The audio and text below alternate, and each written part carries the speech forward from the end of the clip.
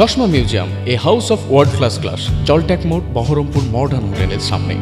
বহরমপুরের 14 নম্বর ওয়ার্ডের বান্ধব প্রেসের কাছে রবিবার সকালে বিজেপির একটি নতুন কার্যালয়ের উদ্বোধন করলেন বিধায়ক সুব্রত মৈত্র। উদ্বোধনী অনুষ্ঠানে দলীয় কর্মীদের উদ্দেশ্যে বিধায়ক বার্তা দেন, এই কার্যালয় যেন শুধু আড্ডা বা বৈঠকের জায়গা না হয়ে ওঠে, বরং সাধারণ মানুষের সমস্যা ও বিপদের দিনে পাশে দাঁড়ানোর কেন্দ্র হিসেবে একে গড়ে তুলতে হবে।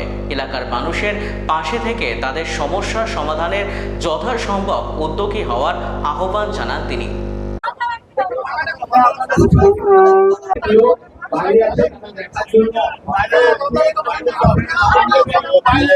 ভারতীয় জনতা পার্টির পশ্চিমবঙ্গে সরকারে আসার পর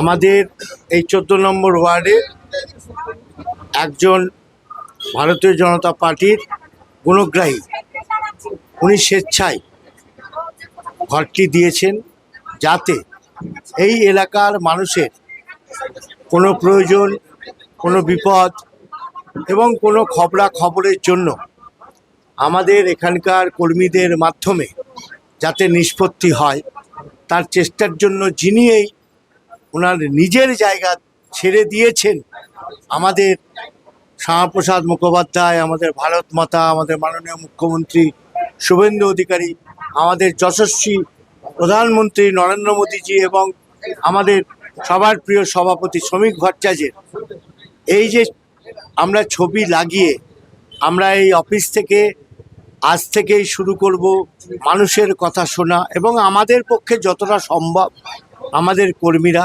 পাশে থাকবে, পাশে থেকে সমস্যার সমাধান করার চেষ্টা করবে। একটাই অনুরোধ, আমরা পারি চাই না পারি, কিন্তু মানুষের কাছে বার্তা দিতে হবে যে আমরা পাশে আছি। কেন পারলাম না সেটা বুঝিয়ে বলতে হবে, আর যেটা পারবো সেটাও বুঝিয়ে বলে দিতে হবে কতদিনের মধ্যে পারবো। তবেই আমাদের যাদের ছবি আজ এই ঘরে লাগানো আছে তাদের আদর্শ এবং তাদের নীতির পূর্ণতা থাকবে। তা না হলে কিন্তু এটা শুধুমাত্র একটা ঠেকবাজিতে রূপান্তরিত হয়ে যাবে।